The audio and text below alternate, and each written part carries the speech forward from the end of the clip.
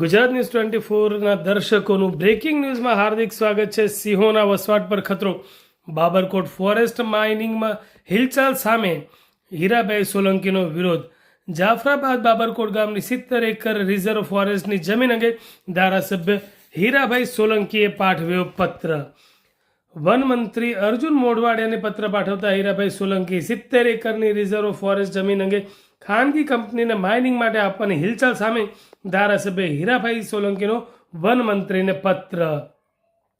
દરિયાઈ પટ્ટી વિસ્તારમાં સિંહોનું સામ્રાજ્ય અસ્તિત્વ ન જોખમાય તે અંગે હીરાભાઈ સોલંકીએ પત્ર પાઠવીને ચિંતા વ્યક્ત કરી। સિંહોના વિસ્તાર સાથે વન્ય પ્રાણીઓને વસવાટમાં ખલેલ ન પહોંચે તે અંગેની રજૂઆત। 2016થી અત્યાર સુધીમાં અનેક માઇનિંગ પ્રોજેક્ટ નકારી કાઢ્યા છે હીરાભાઈ સોલંકી। રિઝર્વ ફોરેસ્ટની જમીન આપવાની હિલચાલ સામે નારાજ સ્થાનિકોમાં ખુલાસો કરવાના પત્રમાં અનુરોધ કરતા ધારાસભ્ય હીરાભાઈ સોલંકી।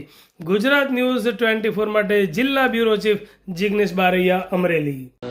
એકચ્યુઅલી જાફરાબાદ તાલુકાનું બાબરકોટ ગામ 70 હેક્ટર જમીન જે ફોરેસ્ટ રિઝર્વ માટે રાખવામાં આવી હતી એ 2 દિવસ પહેલાં મારા ધ્યાન ઉપર આવતા ઘણા બધા લોકોએ રજૂઆત કરી અને આ રિઝર્વ ફોરેસ્ટની જમીન પ્રાઇવેટ કંપનીને માઇનિંગ કરવા માટે મંજૂરી આપી છે એવું ધ્યાન ઉપર આવતા તાત્કાલિક જ મેં અર્જુનભાઈ મોઢવાડિયા સાહેબને વન વિભાગના મંત્રીશ્રીને આ ધ્યાન ઉપર મૂક્યું છે પત્ર લખીને, અને સાચી હકીકત એમને આપી છે કે નથી આપી એ મારા ધ્યાન ઉપર ઓન પેપર કાંઈ આવ્યું છે નહીં।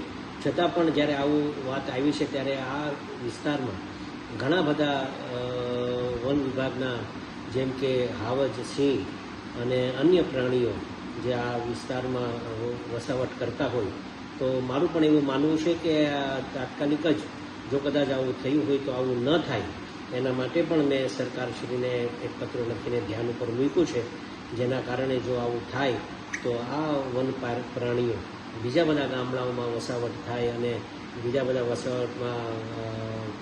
ગામડાઓમાં જોખમ થાય એના કારણે આ વિસ્તારમાં ઘણા બધા સિંહ અને વન પ્રાણીઓ રહી છે, તો આ લીઝ ન આપે એવી મારી પણ માંગણી છે। અને આ પ્રાઇવેટ કંપનીને આપી છે કે કેમ એ મારા ધ્યાન ઉપર વાસ્તવિકતા નથી આવી, છતાં પણ મેં પત્ર લખી કાઢ્યો છે અને નહીં આપવા માટેની મેં રજૂઆત કરી દીધી છે। Thank you.